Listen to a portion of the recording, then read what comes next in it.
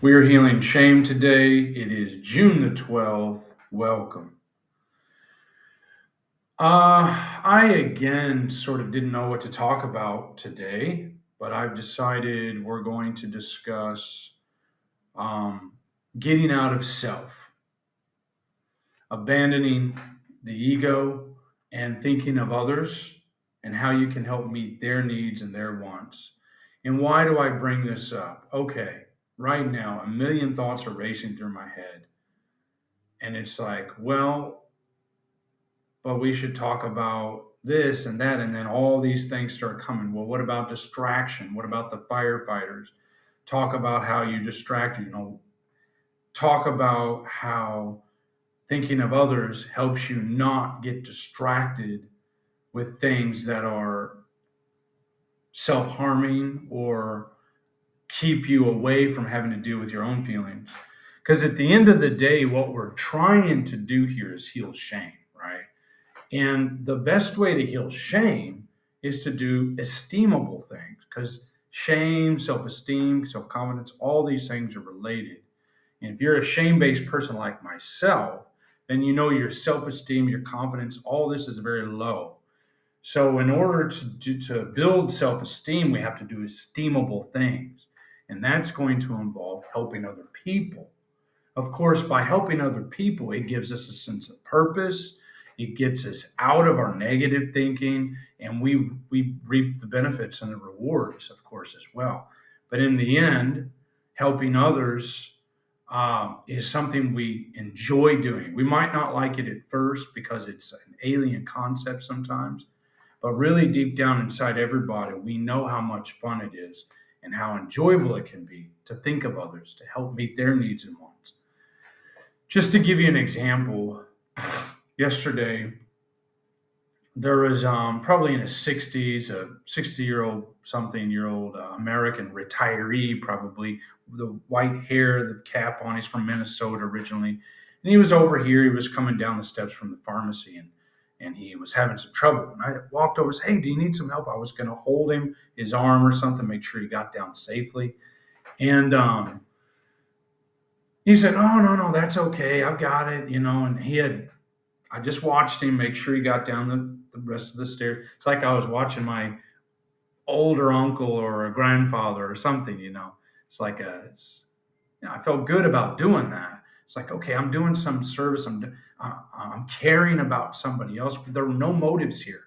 Obviously, there's nothing this guy can provide for me. Blah blah blah, whatever. It's just I'm just doing that to do it. I'm doing that to care and be caring for him. And I don't even know him from apple butter, right?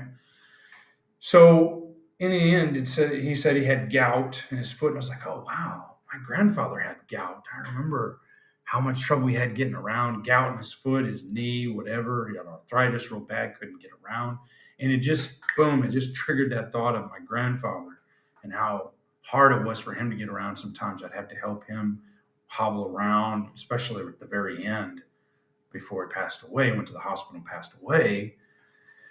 But it just triggered something in me, some a real compassion, to help this man. And he thanked me, and I was like, oh yeah, no problem. Okay, you have a good day. Take care. Be safe there with that leg. And he really appreciated that. Then he wound up at the same restaurant where I was ordering my food. And we got to talking a little bit. I said, hey, come on in. It's real good food.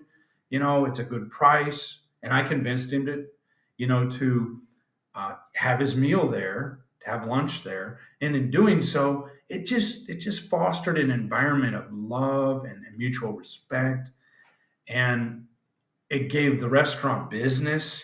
So I was in a place where I could be of maximum service to my higher power and my fellow human, and that is exactly what I'm supposed to do in recovery. If I ever feel like I'm lost, I don't know what to do, I've got to remember my purpose now is to be of maximum service to my higher power and my fellow human. As a recovery mentality, recovery philosophy, that's what I'm to be doing. So I don't have to worry about purpose. I've got it, it's there. And we got to talking a little. We were there at the restaurant and just small talk.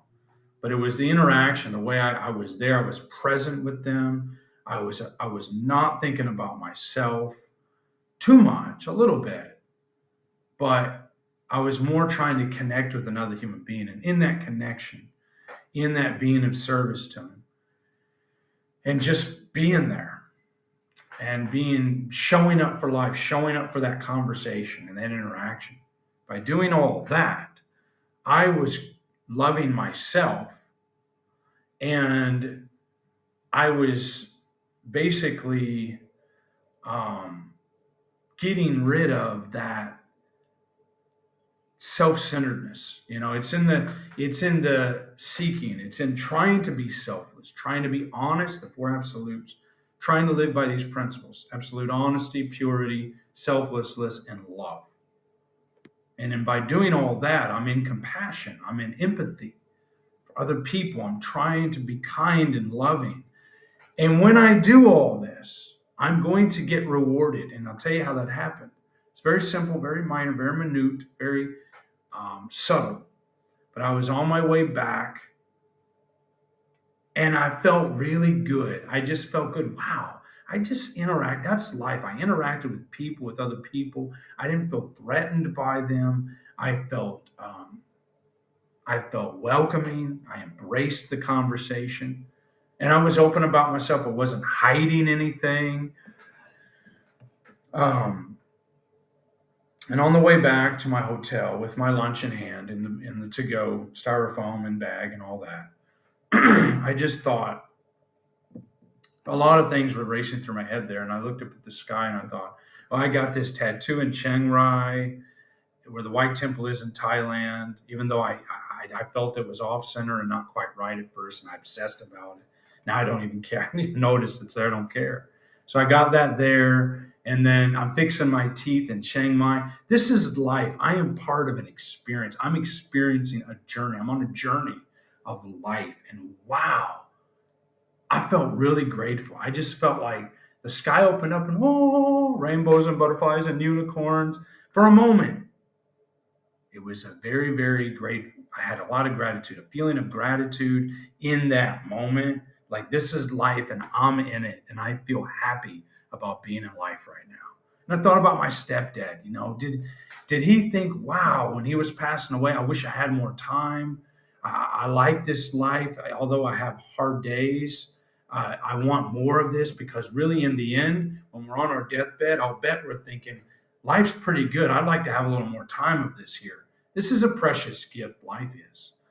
And if I'm looking for the spiritual gifts, I'm going to see them, but I've got to be looking. Look and I will find.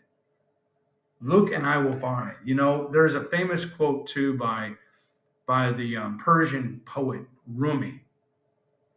And Rumi, however you say it. Anyways, an old Persian poet, very famous. Sufi, it was a Sufi. And he said, what you're seeking is also seeking you. So remember that today. You're seeking something, but that thing, however you describe it, energy, thought, entity, divine wisdom, God, is also seeking you, other people. So let's not forget that. We're not alone here. We're not alone. We're never alone. There's higher power. There's other people. There are thoughts coming, trying to come to us. We just have to be looking for them. Seek and you will find. This is in the Bible too. Seek and you will find.